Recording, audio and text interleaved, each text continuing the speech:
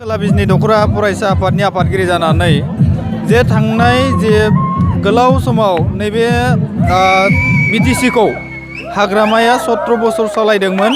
दा बे 17 बोसोर सालायनाय बिटिसि गभर्नमेन्टखौ अर्थात बिपिएफ सरकारखौ दिनै इउपिपिएलआ नैबे देग्लायनि इलेक्शनाव जे देरहानानै बिजेपि जिएसपि आरो इउपिपिएल बे मोनथाम राजखान्थि हानजाजों बिटिसिनि जे मोनसे खुंथायखौ 17 बोसोर मोनसे खुंथायखौ दिनै सोलायनो हानानै जों जोबोद गोजोननाय मोन्दों आरो बेनि थाखायनो गोजोननाय मोन्दों जे 17 बोसोराव जि बिपिएफ सरकारा जिखिनि दुर्नीति खालामबाय बेखौ मुक्ति मोनहोनो थाखाय दिनै जोङो बेनि थाखाय गोब्राब नाजानायनि गेजेरजों जोङो जिखिनि देरहानानै जोङो इउपिपिएल सरकारखौ जोङो दिनै प्रमद बर'खौ नैबे बिटिआरनि सासे चिफ महरै जों मोननो हानायाव जोङो दिनै जोबोर गोजोननाय मोन्दों आरो साननैसोनि जे 15 खालारनि गेजेराव जे बिटिआरआव इउपिपिएलनि सरकार अर्थात मोनथाम हानजाजों जे जथाय मोनसे सरकार दागोन बेयाव जोंहा जोबोर गोजोननाय मोन्दों।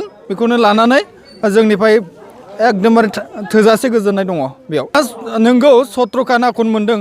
बिथांमोना 17 नाखन मोनबालाय मा जानो, बिथांमोना 17 बोसोराव जिखिनि दुर्नीति खालामबाय गोरिब गुन्द्रानिफ्राय लानानै बिथांमोना गोरिब गुन्द्रानि आयेन न' होनायनिफ्राय लानानै जब कार्डनिफ्राय लानानै जेसेबांनिखि स्किमानो जा बायदिसिनायानो जा बिथांमोना बिपिएफआ कुनु आसनि गैया, बिथांमोना कुनु मोनसेबो प्रजेक्ट गैया। बेनिखायनो बिथांमोनखौ जे 17टा देराब्लाबो दिनै बिथांमोनखौ पावाराव लाबोनो बा बिथांमोनखौ सासनाव खुंथायाव गोहोआव लाबोयैनि कारना बेनो बिथांमोना मोनसेबो बिथांमोननि मावनायनि जेबो फोरमान होनो हाया आरो बिथांमोना बे 17 गावसोरनि जिखिनि मोनबोनाय रांफोरखौ जिखिनि जाख्ल'नायनि सायाव जाख्ल'नाय बिथांमोना पार्सनेल डेभेलपखौल' मिथिगौ, समाजनि बाथ्रा मिथिया, जायखिजाया अनुस्थाननि बाथ्रा मिथिया। बिथांमोना अनलि खालि बिथांमोना मिथिगौ गावखौल' मिथिगौ, रावखौबो सिनायनो रोङा बिथांमोना। बेनिखायनो नैबे समाव बिथांमोना 17 जन देरहामालाय मा जानो, जोङो दिनै इउपिपिएलआ 12टा सिटआवल' देरहानो हादों।